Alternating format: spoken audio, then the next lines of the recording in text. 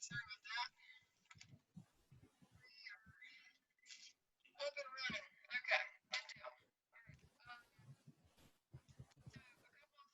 We'll be finished today with our packets, doing the reteaching activity, civil rights movements, matching, and then talking about the story. And besides the timeline, that should be everything. And the timeline's pretty short and sweet, but if there's something on it that you want to talk about or go over, that's fine too. But I figured we would probably start with the civil rights movement reteaching activity, and then we'll move on to little story time. Do a little story time. Okay. All right. Okay, so civil rights movement tried different strategies to achieve racial equality and integration. Initially, most African Americans followed Dr. King, his path of nonviolent protest, staging sit-ins, peaceful protest marches, and boycotts, as well as mounting legal challenges to unjust practices. Others grew impatient and lashed out in citywide rioting. Some leaders advocated Black power and segregation from white society. Okay, so we can do it one of two ways. I mean, obviously the easiest way for me is to tell you which one it is, but if there's one that you feel like you know and you want to see if you can get it before I tell you, let me know. All right, number one. So these are, I think for the most part, these are all quotes that either they said or somebody said about them. All right, number one says, we boarded southbound interstate buses in defiance of segregation laws. This one's one of the more easier ones. Freedom Riders? Yes, so that one was Freedom Riders, which is F. All right, number two says, I successfully argued Brown versus Board of Education in order to challenge school segregation before becoming the first African-American Supreme Court justice. So he was a lawyer before, and there's a really good movie out about him. And actually, I haven't even seen it myself yet. Any guesses? Is that Orville or no? No, that one is Thurgood Marshall, which is G. Yeah, there's only, I think B and C are the only two on here that we haven't actually talked about or are in your notes. So I'll throw you a bone. I'll help you out on those two. Where are we at? 3 says, I led a commission investigation investigating civil disorder. We concluded that the nation was moving towards two separate societies, one black, one white, separate and unequal. And this one is C. This one's Otto, and he's one of the guys that we didn't talk about. And it's just because, you know, we don't have time to cover everybody, you know, that had something to do with the civil rights movement. Number 4 says, blacks, rise up and arm yourselves. Black power will defeat our white oppressors. And this one's talking about a group, if that helps you out. That's the Black Panthers? Yeah, J, Black Panthers. Yeah. Yep. So that one's Black Panthers. Number 5 says, I took aggressive legal action in order to actively support the civil rights movement. You probably wouldn't know this one either. Number 5 is E, Robert Kennedy, which I know we talked about his assassination and everything, but we didn't really spend time talking about his specific beliefs and things that he had said. Number 6 says, we staged sit-ins in restaurants intending to desegregate all public facilities, and the students from Greensboro A&T were a part of this organization. Which one would that be? Is that H? Yes, so H is the SNCC, Student for Nonviolent Coordinating Committee. 7 says, who could have guessed that my refusal to give up my bus seat would help launch the civil rights movement? Rosa A. Parks. That is A, Miss Rosa Parks. Yes. So I can imagine that she never in a million years would probably have figured that one incident to where, you know, she's had a long day at work, she's tired and refuses to give up her seat, and it becomes something that, you know, here we are 70 years later and we're still talking about it. Hold on, I lost my place. Number 8, I defied school desegregation by ordering the Arkansas National Guard to keep 9 African American students from entering Central High. And this is the other guy we didn't talk about. So the answer is B, Orville. We didn't talk about who he was. We did talk about Little Rock 9. We did talk about the incident that it was Eisenhower that had to bring in national troops. But I didn't ever tell you the guy behind all this. So he was the governor at the time that refused to allow integration. All right, number 9. Number 9 says, our goals were simple: desegregate America and register African American voters. So this is another organization. Any guesses? Christian Leadership Conference. Yes, so that's L. That's the SCLC. Number 10 says, after leaving prison, I joined the Black Muslims and changed my last name to X in honor of my slave ancestors. D. D. D, yeah, and so D on here, it does have him as Malcolm Little. That's his birth name before he changes it. Number 11 says, since 1909, we have supported court cases intended to overturn segregation. And this organization was started up in 1909 with the help of people like W.E.B. Du Bois. Is that K? Yep, that's K. That's the NAACP. And 12, I penned the letter from a Birmingham jail in defense of nonviolent protest. And that is the one and only Dr. King, and that is I. And I was just going to talk about 13 just briefly, but it says, which strategy do you think proved more effective over the long term? The nonviolent protests that were advocated by Dr. King, or the militant call to assert power by organizations like the Black Panthers, the Black Power movement. Yeah, they obviously had different sides of the spectrum. Whereas Dr. King was basically saying, turn the other cheek, don't meet violence with violence. And the Black Panthers and Black Power movement and several other groups were, you need to defend yourself, right? And that's also what the Black Nation of Islam was encouraging, that you should use self-defense. And so a lot of times when you try and use fire to beat fire, it doesn't always work. It just makes things worse. But you could argue both sides of it, but all right, let's go ahead and take a look at the story, which just every time I read it, it just breaks my heart. It is a terrible, awful situation, but unfortunately that was kind of the order of the day, especially in the 50s, 60s, and even into the 70s. Okay, so such a good story, and so I really wanted to do this one together just to talk it out for a minute, and then we'll do the questions. Okay, so this is about the legacy of 16th Street Baptist Church. So September 15th, 1963 was Youth Day at the 16th Street Baptist Church in Birmingham, Alabama. On this Sunday morning, the youth of the church were to carry out the worship service.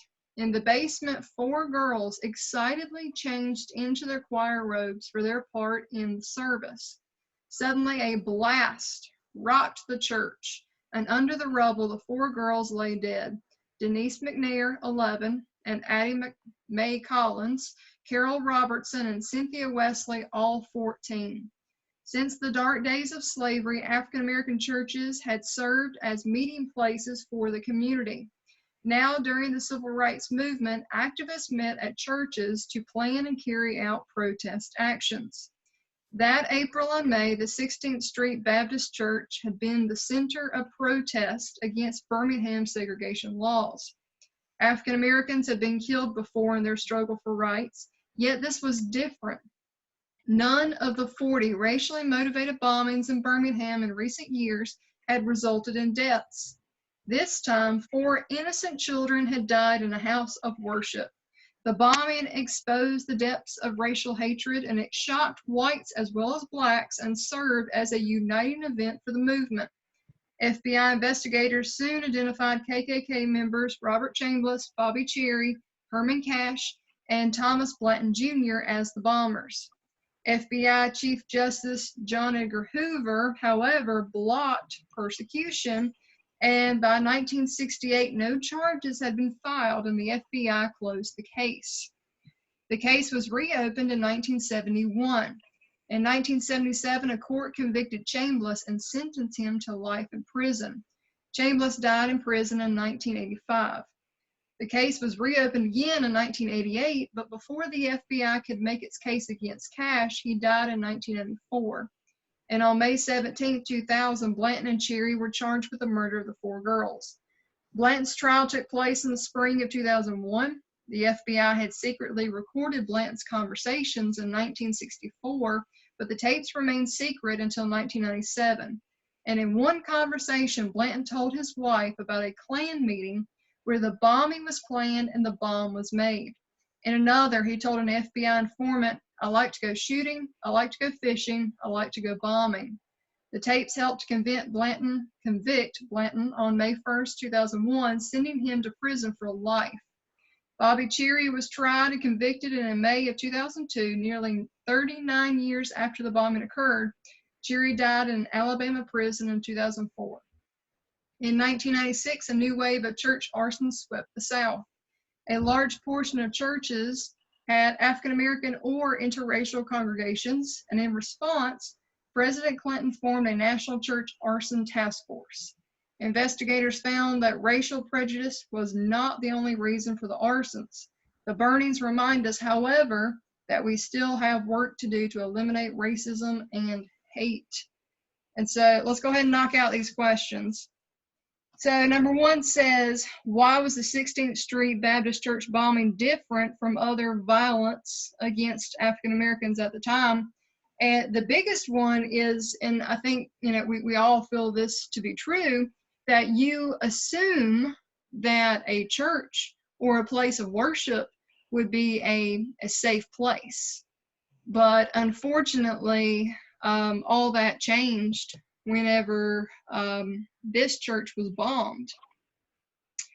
So, just the idea that certain places should be seen as safe, like houses of worship. You would hope that your home would be seen as a safe place, and we're somewhere else that you would, again, still not true today either, but you would hope this would be considered a safe public space. Like school. Yeah, you used to be able to say schools. Unfortunately, that is not so much the case. I mean, think about Columbine, and think about the other schools that have been hit in Florida and other places. So again, it's a sad reality that we like to say that certain places should be considered safe. All right, number 2 says, why do you think it took so long to prosecute the bombers? All right, so for obvious reasons. Why is it taking so long for these guys to get the punishment that people thought they deserved? Just, I don't know how to say it. No, say it, because it's probably true. Say it. Cause they're like white people, so they think. Well, the first 2 things that you should immediately say: number 1, they're white. Number 2, they're men. And those are probably the two biggest categories of individuals that were able to get away with so much during this time period. So they were white males that all knew someone in a high-ranking public office. They all knew the local sheriff. They all knew the governor. They all knew people of power. Because let's also go ahead and say what was true, that there were a lot of public officials throughout the South that were also members of organizations like the KKK. And it was something that was widely known. Like a lot of people knew it. You know, it wasn't a secret. So when things like this happen, and I meant to bring it up because I want to make sure that I said the right name. And if I can find a video clip on YouTube, I'm going to post it, because whoever will watch it needs to see this, because I would show like clips in class of this, but something that would just absolutely break your heart along the same lines as this. You know how I was talking about an 11-year-old and 3 14-year-olds? Well, this was a little boy, and I want to make sure I'm saying Thomas, I think it's Teal. I'm pretty sure that's what his, make sure I spell it right. Tillis, maybe, hold on. I gotta make sure I find it really quick. But he was only like 13 or 14 at the time, and he was spending the summer with relatives. He didn't even live in the South, but he was spending the summer, and just because all it was is him and his cousins went into a general store, and they were buying like gum or candy or something like that. And, you know, like kids do, they were truth or dare, you know? And he's like, hey, well, before we walk out, I'm going to tell this white lady who's working the cash register, I'm gonna turn around and say, hey, baby, real quick before we run out. You know, I mean, these are 14-year-old boys. They thought that was funny. And of course, when he does it and they run out and they don't think anything else of it, the white woman hears, and her husband and brother are in the back of the store, stocking the store. She runs and tells them. They run because it's a small town. Everybody knows everybody. So the men go and find this little boy at his uncle's house and drag him out and go and like beat the snot out of him and leave him for dead in a ditch. I mean, it's a horrible, horrible thing. Both those men walk completely free. Nothing happens. But I was trying to find, let's see, hold on. Trying to find the name of it, and if I can find a clip to post on YouTube, I will, because it's one that everybody needs to see. It's crazy. All right, let's do the last question really quick, and then I'll find what I'm looking for. All right, last one, number 3 says, why do you think African American churches were targets for violence in the 1960s and to some extent still today? And this could actually be considered true for schools as well, to where if you wanted to target a large number of people, why would churches and schools be easy places to target? Well, it's like a lot of people in like a small area. Yeah, but what? Like, I don't know. I don't know how to say No it. security guards or anything like that. Okay, all right. Yes, that is also true. I didn't quite go that way with my way of thinking. But if it is 11 o'clock on a Sunday, right? Or if it is 10 o'clock on a Monday in March, you know, like if you're targeting the school, you know that on a certain day and at a certain time, you're guaranteed to get a large number of people, right? So if you wanted to target a church, you know to hit them on a Sunday at 11 or 11:30. You get what I'm saying? Like, it is a guarantee that on a certain day and time that people are going to be there. and that you have a chance of hitting a large number. So people know where to find large numbers because they know days and times that people are going to meet. Like I said, that is as true for churches as it is for schools. Because think about the boys with Columbine, the shooting in Colorado. They're students. They know what time on certain days that there's going to be a large number of people in a cafeteria or in a gym. And that's exactly what they did. They based it off of what they knew, the schedule, Okay, here it is. It's the untold story of Emmett Till. And if I can find a short clip, I'm going to post it. It's devastating. It's going to break your heart, but it is the reality. I'm very, very sad to have to say that we are still living 2020 in a world that is still filled with violence, already having people share on Facebook about the African American man that was out running and was gunned down while he was out running. This is stuff that we're still experiencing.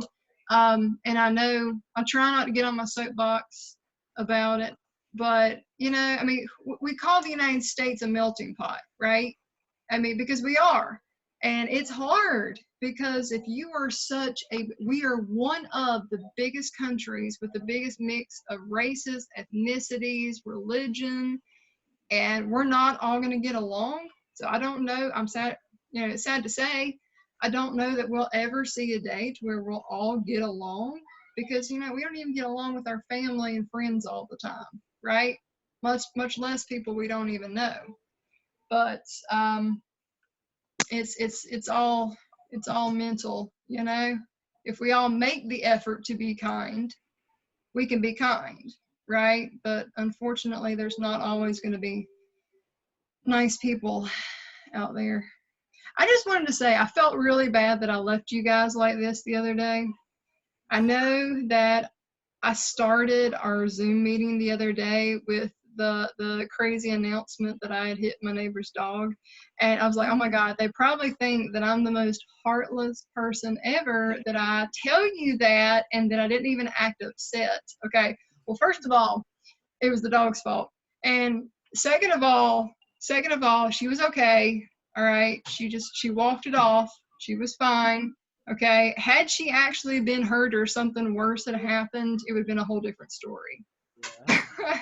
But I did. I felt so bad after we got off that call. I'm like, oh my God, they probably think that I'm just the devil that just goes around hitting animals and doesn't even care, but that is not the truth. Okay, she is all right. She's a little bruised up. Still her fault.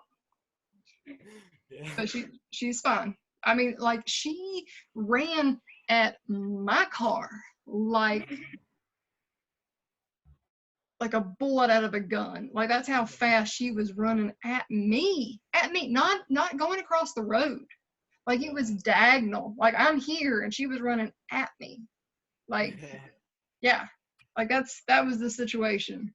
So that's why it is clearly her fault that she got bruised, So I felt like I needed to throw that out there.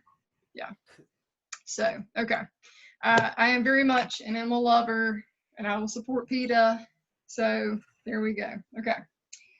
All right. Well, that is it. So all of our stuff is done for this week with civil rights. I probably will go ahead tomorrow and just put it in Google Classroom so that it's there.